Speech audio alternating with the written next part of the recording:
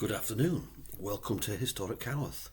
It's John once again, and we're going to be exploring herbal teas, getting further and further and deeper into our journey here. I'll just explain what's going to happen. I'm going to recap the tea that I've been taking since last Saturday, the Devil's Claw. I'm going to be talking about today's tea, which is Eyebright, the benefits. Then I'll be doing the cheese update, which is where I am. I inform you what's happening with my hearing, because there is a theory that eating cheese, a fair amount of cheese is good for your hearing, will improve your hearing, and then then I'll be letting you know what next week's tea is if you want to buy it. So there we go. That's what's going to happen today. So last week I started drinking a tea called Devil's Claw, and I've drunk it every day this week. So it was hard. It's got a very, very earthy, pungent, plant-like taste. Very, very, very hard to drink. I found it very hard to drink, and I tinkered around with the amount and the length of brew, and I found surprisingly that a quarter of a teaspoon for less than 3 minutes was enough. It was nice like silver shiny brew to look at. Still didn't taste very pleasant, but the thing is, by Wednesday I was thinking something's changed, and I couldn't quite put my finger on it. And then I realised since taking the Devil's Claw tea, I hadn't had a single instance of having acid reflux. And usually, I think it's because I work nights, but usually I have at least 2 episodes of it. And since taking Devil's Claw, to be honest, to be totally truthful, I haven't had a single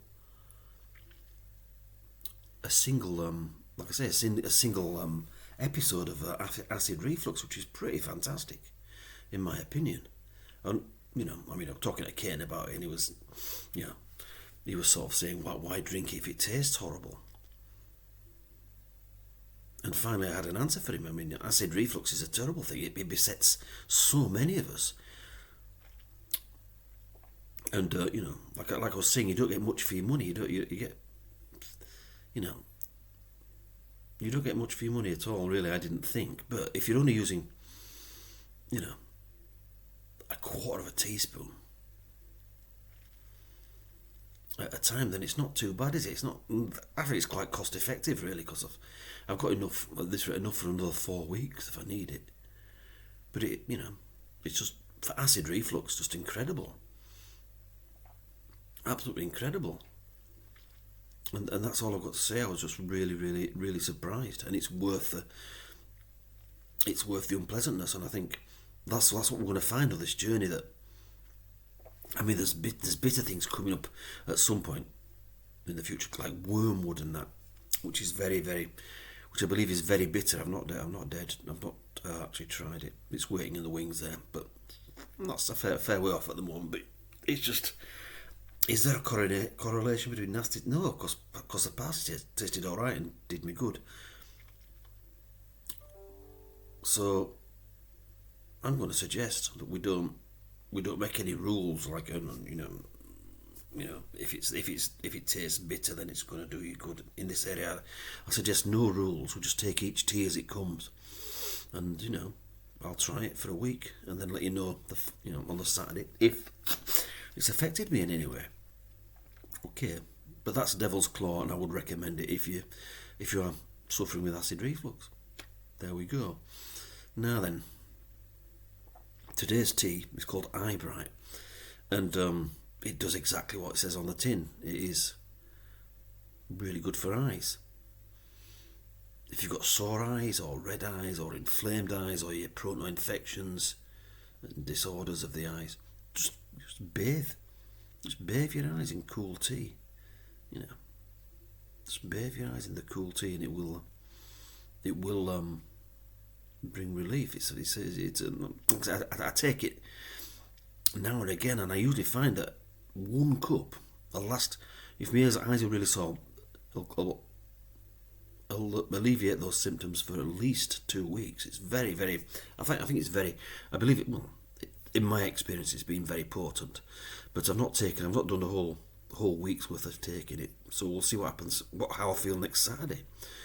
Oh, Happy New Year, by the way. It's just the 6th of January, I believe. But it is. I know. I don't believe. I know it is. Yeah. But anyway, so also in this world, this modern world where we spend so much time looking at screens, like I'm doing now, and doing this, and on this phone, we do we need this phone to almost live?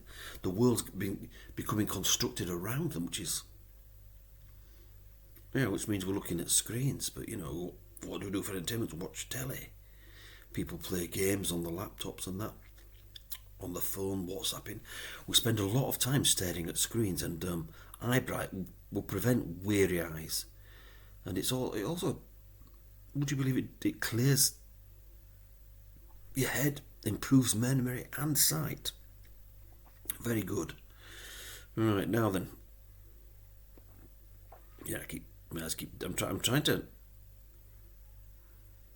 think of a way of not looking at my notes, because it's quite obvious. My eyes keep flicking across. I'm looking at the notes, but anyway. Not only your eyes, but your eyes, nose, and throat. Eyebright tea acts specifically on the mucous linings of the eyes, nose, and upper throat to the top of the windpipe to soothe and heal. It can be used regularly as a protective tea. If you repeatedly get eye, nose, and throat infections, try Eyebright tea for a few weeks. It's also good, a safeguard tea for those who inhale smoke. It says, my notes have said. So, people I imagine firemen, it's referring to firemen. I don't think it's all about people, smokers as such, is it? Maybe. But it's certainly good for those things. And I'm curious because, the top of the windpipe, and the upper throat, are actually parts. Well, I see, and it's gone on for as long as I can remember. There's always seems to be a bit of phlegm collected there, always in that one particular area. So I'm hoping that Eyebright tea might alleviate that. I mean, my chest, my breathing's pretty good, just unless we're taking hyssop occasionally. But it's been a while. But these things are amazing. But the Eyebright one is well, I'm going to take it as I find it and let you know if there is any improvement in that tiny little area that I'm concerned about. Now let's have a look. Also, if you have pets, apparently, according to my research, they love a soothing eye bath, or a soothing Eyebright eye bath, or eye wash. And you can use it intermittently to keep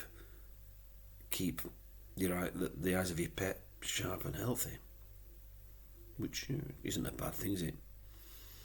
And also, because it soothes those mucous linings of the ear, nose, and upper throat, eye, nose, and upper throat. Sorry, I'm getting confused because in Bradford there's in the Bradford Royal Infirmary there is a ear, nose, and throat department, ENT. So, and I've written ENT for eye, nose, and throat. So I'm confusing myself here, but it's good for hay fever because it soothes the mucous linings of the eyes, nose, and throat. Yeah, another herb with antihistamines, which, as we all know, are good for the old mucous membranes and hay fever in particular. So here we are. Shall we have a look at it? Do you want to have a look at it? Here we are. It's quite gold, as you see. It's quite a golden brew. So that's a colour. And that's a 5 minute, one teaspoon at about 5 minutes. So let's have a sniff. There's a smell like soap, which is have I rinsed my cup properly after washing up? I ask myself. There's a soapy smell. Let's have a taste now. Let's do the. There we go.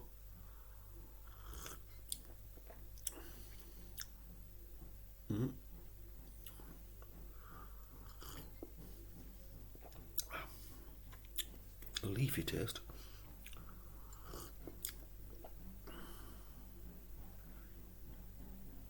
Maybe a bit too warm yet, but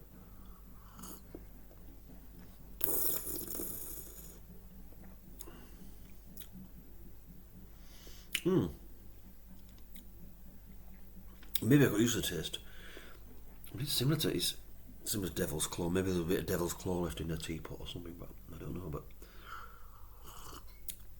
I try and be as scrupulous as possible. Maybe it's. But I will say, almost instantly, you know,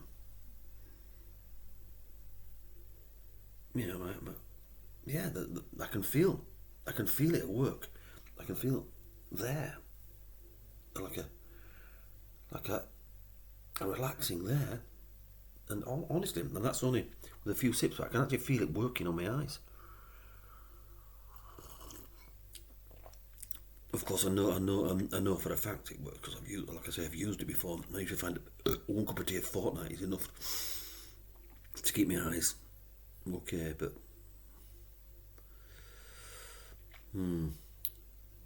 yeah, it's like, and again, sometimes you don't know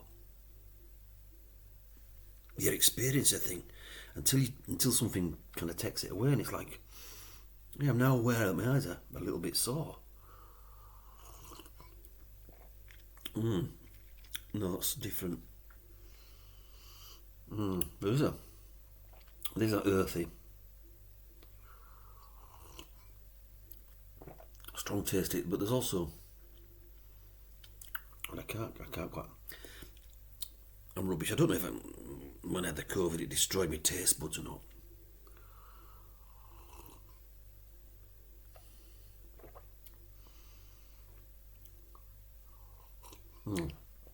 It's predominantly earthy, not as strong as the Eyebright. I mean, not as strong as the Devil's Claw. But it's the same taste of that. But it's kind of flat. It's kind of flatter somehow. It just kind of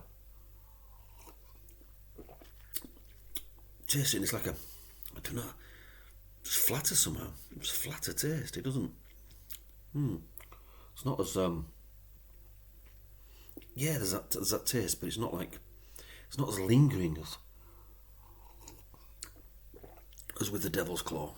It's definitely there, but there's some other things that I may be able to identify as the weeks go on. So that's it. That's Eyebright tea. I think we'll see how it goes. Maybe my eyes may be brighter next week. We'll see. But anyway, so from now until next Saturday, I will be drinking a cup of that a day when I meditate, which seems a perfect accompaniment to meditation somehow.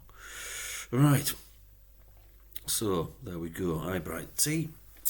Now then, the cheese update. Interesting news. It's been, remember I've been hovering about 15. It's been hovering at 15. Well, now I can quite comfortably listen to the TV now at 13 points. You remember when I started out this, it was 35 points. So that's quite an improvement in my hearing. So that's fantastic. I mean, that's just through eating cheese. Yeah, well, I think I'm going to starting next week. I'm going to actually show you the cheeses that I'm eating, and explain a bit about how I get them. Maybe interesting. So that's that. So we're finished basically. I'm just going to inform you that next week we'll be drinking, or I'll be starting a week of drinking I'll sample it live on air, as it were, on Saturday. And it's Feverfew tea. It's called Feverfew. And I'm looking forward to trying it. It's got some quite interesting effects. as my research is revealing. Anyway, thank you for listening. Goodbye from Historic Howarth, and I'll see you next time. Cheers.